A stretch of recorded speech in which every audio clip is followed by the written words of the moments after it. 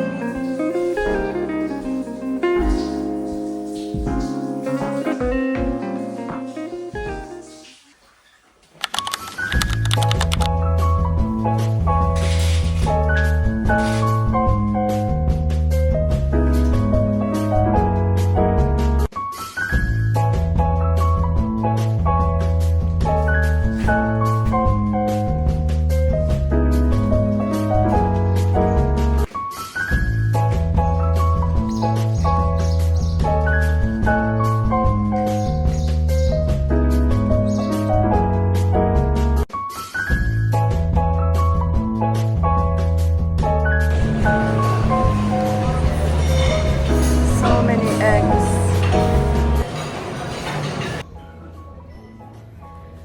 Good morning. J'espère que vous allez bien. I just woke up et je suis partie pour prendre le petit déj qui est juste incroyable. Alors il y a plein de petits trucs traditionnels et pas que. On est entouré de palmiers, de bananiers, d'oliviers aussi.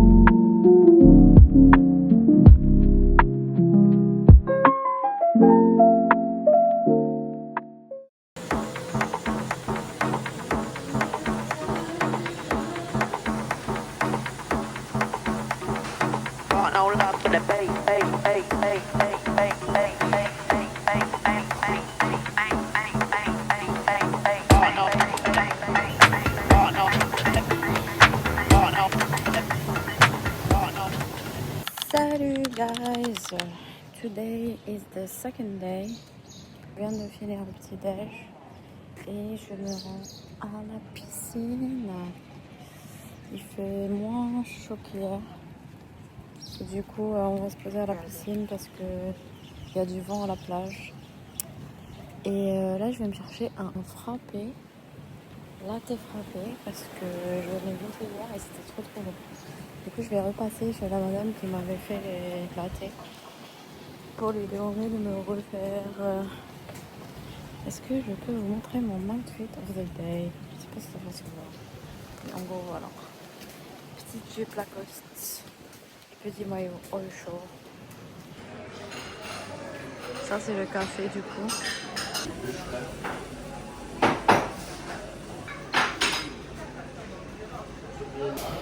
Bonjour. Est-ce que je peux avoir 2 ice coffee comme hier, sans lait? Sans lait. Juste les glaçons, oui. Oui. Merci.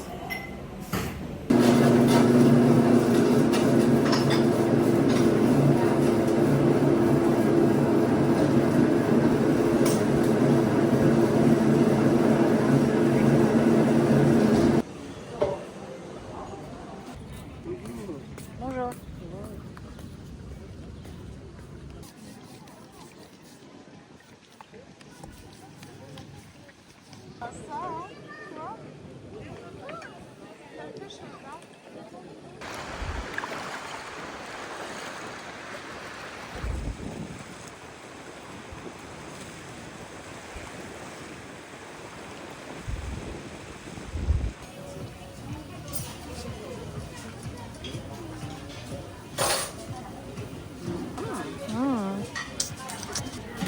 Je crois que c'est mon truc préféré. Dans toutes les boucles, dedans. En gros, il y a une madame qui fait du pain. En gros, il y a une madame qui fait du pain à la traditionnelle, genre dans un four ancestral. Et c'est juste trop bon. And it. Je vais faire quelque chose de légumes, on le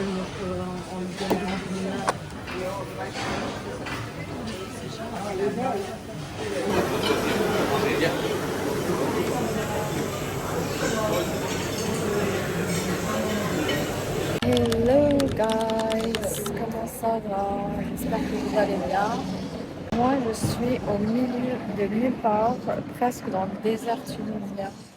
On s'est réveillé hyper tôt aujourd'hui à 5h du matin pour prendre un bus en mode excursion pour aller dans une ville qui s'appelle Tataouine, là où Star Wars a été filmé.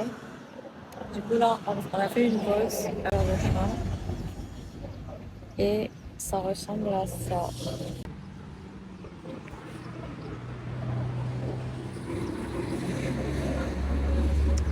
Comme vous pouvez le voir, it's the desert. Il y a des petites chèvres qui se baladent. The outfit for the excursion. Short, t-shirt.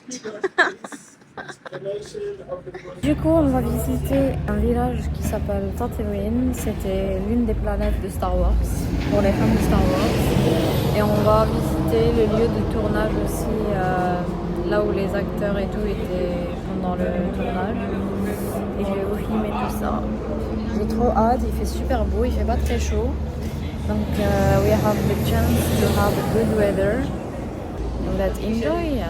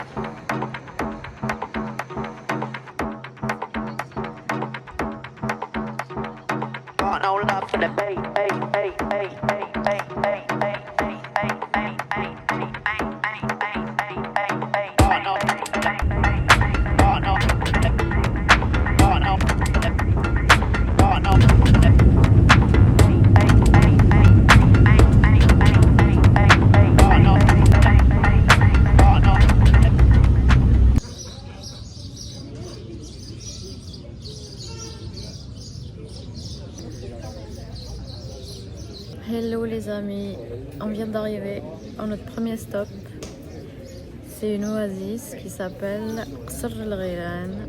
It's in the middle of nowhere. Moi, j'ai pas pris mes écouteurs pour méditer sur le chemin, mais le chauffeur, c'était un malade mental. Il conduisait comme un fou. Je pense qu'il était à plus de 150 km/h.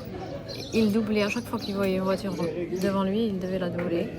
Il prenait les virages comme un fou. Du coup, ça m'a donné mal au ventre. Je n'ai rien médité. Il m'a donné le stress et PTSD au lieu de méditation. Toi, il t'a pas stressé? Les gens, ils sont en train de se baigner, mais nous, on va pas se baigner parce que ça nous donne pas trop envie. L'eau a l'air pas très propre. Et ça a l'air très gluant, là. Ça n'a pas l'air gluant. Vous voyez les eaux stagnantes où il y a genre des sortes d'herbes bizarres qui sont mouillées à cause de l'eau et sont devenues hyper gluantes. C'est ça. Ça s'appelle la vase. Ça s'appelle La vase. la vase. Ça s'appelle la vase, à skip. Mais je vais vous montrer à quoi ça ressemble. En gros, c'est genre le désert. Et quand tu approches vers cet endroit, c'est genre une sorte de camping. Il y a de l'eau qui ressemble à une piscine. Et je regardais à l'intérieur. Genre, il y a des herbes et des trucs bizarres. Ils n'arrivent pas à savoir si l'eau elle change ou pas.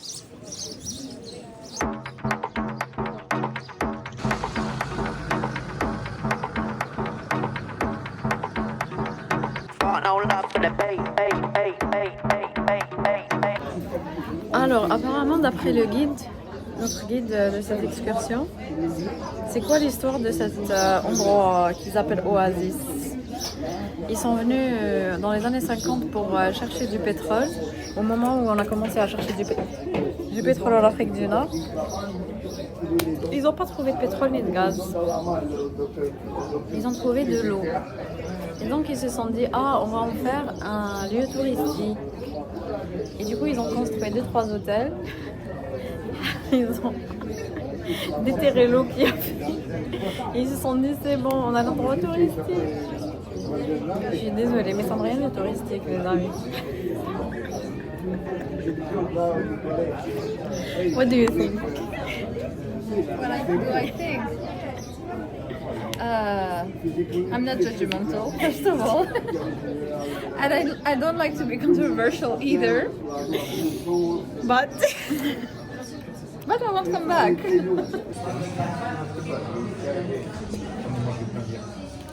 On a eu du thé avec des macroutes. Ils sont tout petits.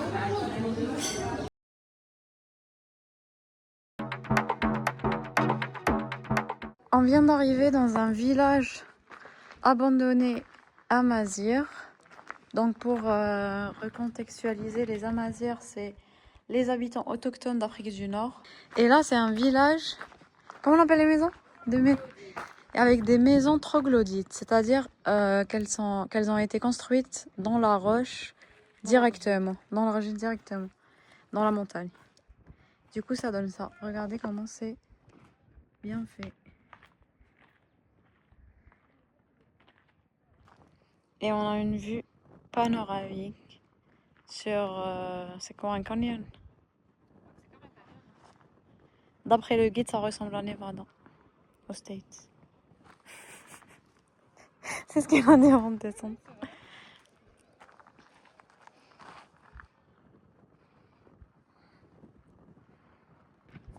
Et apparemment, ils ont déserté les derniers habitants dans les années 80. Ils ont construit un autre village que vous voyez là en bas. Architecture super moche qui n'a rien à voir avec ce petit village trop mignon.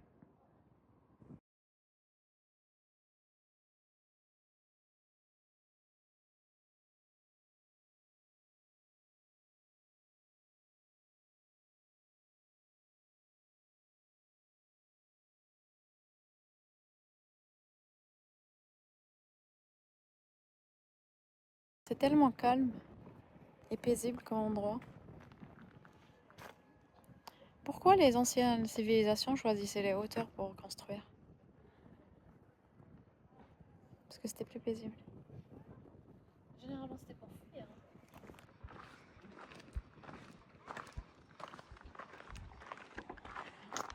Là, on reprend la descente. On redescend pour rejoindre le bus. Pour aller à la dernière étape de cette excursion. Which is Tatooine. Parce qu'en vrai, nous, on est venus pour ça. Pour Tatooine. On s'est retrouvés dans une oasis au milieu du Sahara. On ne savait pas que ça allait être aussi lent. Et genre pour arriver là, ça nous a pris 2 heures et quelques de route. Avec une route complètement pétée. On pensait qu'on allait mourir. Est-ce que quelqu'un sait si ce type de village amazigh existe dans d'autres pays en Afrique du Nord? Genre Algérie ou Maroc ou même Libye, Égypte, Mauritanie. Je pense en Mauritanie, il doit y en avoir. If somebody knows, please mention it in the comments.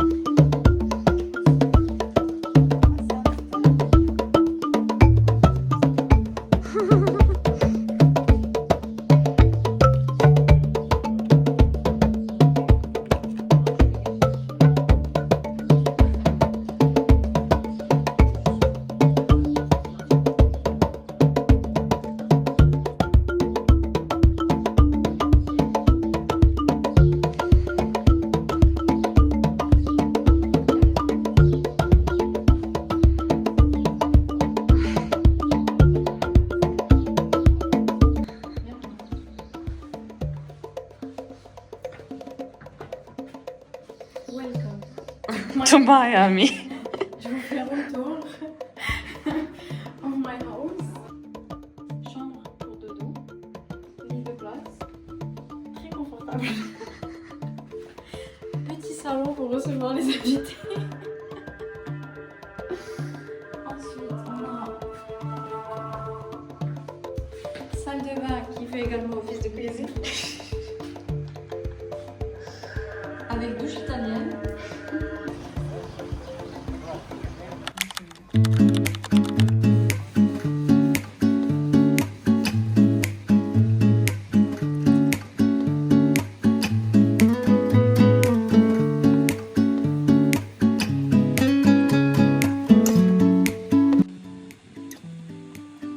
Regardez-moi cette petite bouille du chiot battu.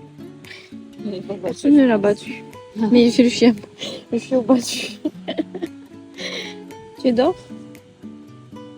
Petit bébé. Il fait genre il dort, regarde ses yeux. Aujourd'hui ça va être journée chill à la playa.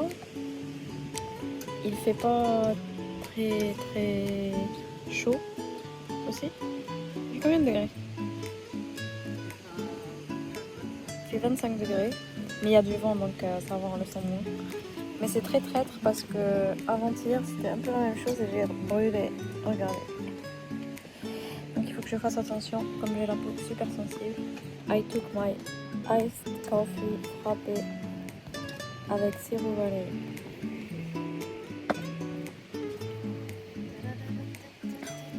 C'est trop bon. Tu veux goûter avec sirop vanille? J'ai pas beaucoup mis. Elle veut pas goûter. Je vais aussi lire mon livre que j'ai pas encore fini alors que ça fait plus d'un mois que je suis dessus. J'avoue que c'est un peu compliqué comme lecture parce que c'est un essai sociologique. Le livre s'appelle Pourquoi l'amour fait mal et c'est sur la transformation des relations amoureuses dans la société moderne. En gros, l'autrice Eva Illouz parle des relations amoureuses à l'époque victorienne en Angleterre, au XVIIe et XVIIIe siècle jusqu'au début du XIXe. Et ensuite, ça évolue vers la transformation des relations amoureuses début XXe jusqu'au XXIe siècle avec les réseaux sociaux et les rencontres sur les applications de rencontres.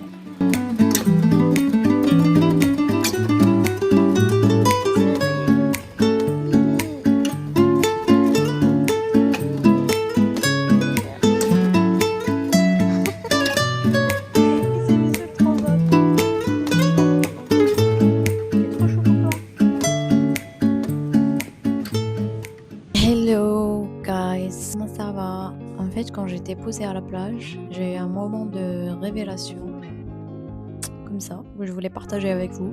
Ces dernières années, j'ai compris que si on a une idée en tête, et par exemple on veut réaliser un projet, lancer une chaîne YouTube ou lancer une marque, ou commencer quelque chose qui nous tient à cœur et à laquelle on réfléchit beaucoup, en fait il faut juste se lancer. Il faut juste lancer le premier pas et commencer en fait. C'est le plus dur. Parce que je pense qu'on se juge énormément quand on est débutant de quelque chose, peu importe, une activité sportive ou une chaîne YouTube ou TikTok ou même genre jouer d'un instrument ou quoi que ce soit. La tâche la plus dure, c'est de se mettre devant le fait accompli et de se dire je vais me lancer. Et l'étape de sortir de sa tête et de prendre tout son courage entre deux mains et se lancer pour faire quelque chose, d'aller à la salle quand on est débutant, de commencer une activité alors qu'on sait rien de cette pratique, est le plus compliqué. Notre cerveau nous paralyse complètement, mais une fois qu'on est lancé, c'est bon, je pense. Genre, tu te lances dans un truc et dès que t'es dedans, tu commences à apprécier les choses, tu commences à le faire chaque jour et ça devient une habitude. Dépasser cette étape, tout peut devenir simple en fait. Il faut juste se donner le courage et de se dire je vais passer cette étape, je vais lancer le premier pas, je vais lancer la première brique et après ça, tout devient facile. Prenons l'exemple de la lecture. T'as un livre que t'as acheté, que tu voulais lire depuis un moment. C'est tellement compliqué de le commencer, d'ouvrir ce livre au début. T'es pas motivé. Je parle pour les personnes qui aiment lire ou qui n'aiment pas lire, hein, c'est la même chose. En tout cas, pour moi, je suis peu motivée au début. Et dès que je lis les premières pages, genre les 5-10 premières pages, c'est bon, je dois finir le livre. Et c'est exactement ce mindset qu'il faut avoir. De se dire, une fois, 2 fois, 3, 4 fois, et dès la 5e fois, ça devient une habitude. C'est un truc très simple, mais pourtant un peu difficile à mettre en place au début. Mais dès que tu le mets en place, ça devient un mécanisme. Et en fait, le cerveau s'habitue assez rapidement aux choses. Le cerveau, ça reste une machine, hein. On lui dit d'appliquer, il applique. On lui dit de faire, il fait. Et le plus dur, c'est de lui dire de faire la première brique. Et je pense très sincèrement qu'on a peur de ces débuts-là, des premières fois, parce que on a peur du jugement. On a peur du jugement envers soi-même. On a peur du jugement des autres envers nous. On a peur du regard des autres. Par exemple, moi au début quand j'allais à la salle, j'avais très peur de mal utiliser par exemple les machines, de faire un truc pas bien et que les gens me regardent et qu'ils se disent mais qu'est-ce qu'elle fout? Mais au final, je me suis rendu compte que it's not that deep. Juste vas-y, si tu fais de la merde, tu la feras une fois, après tu regardes des vidéos et tu la referas mieux la prochaine fois et c'est tout. Ça, c'est la première chose qui m'a aidé à commencer le sport par exemple. C'est de me dire que, ok, je suis pas parfaite, je suis débutante, un saut. La deuxième chose, c'est si on est paralysé pour les premiers pas, ne pas hésiter à faire les choses avec d'autres personnes, de s'entourer de personnes qui veulent commencer ou qui sont déjà dedans, des amis qui font déjà du sport, ou de ne pas hésiter de leur demander de t'accompagner les premières fois, de te montrer les choses peut-être et de t'aider à le faire et à apprendre.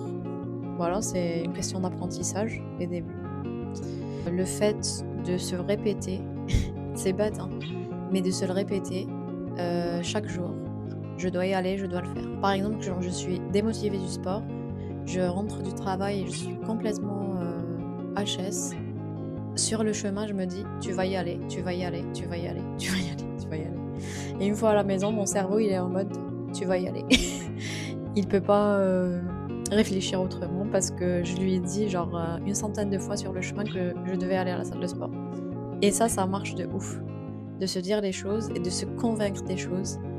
Le pouvoir de persuasion qu'on peut avoir sur nous-mêmes est juste incroyable. Il faut vraiment rentrer dans ce mindset pour le comprendre. Voilà, je voulais partager avec vous ce petit moment d'introspection. J'espère que ça va aider les gens les personnes qui veulent commencer des projets, se lancer dans des activités. N'ayez pas peur. Les débuts sont toujours effrayants, mais je vous assure qu'une fois dedans, vous ne voudrez plus vous arrêter. Et vous serez très fiers de vous une fois que vous aurez commencé les choses dont vous rêvez depuis longtemps. Voilà, maintenant je retourne nager parce que j'ai très chaud.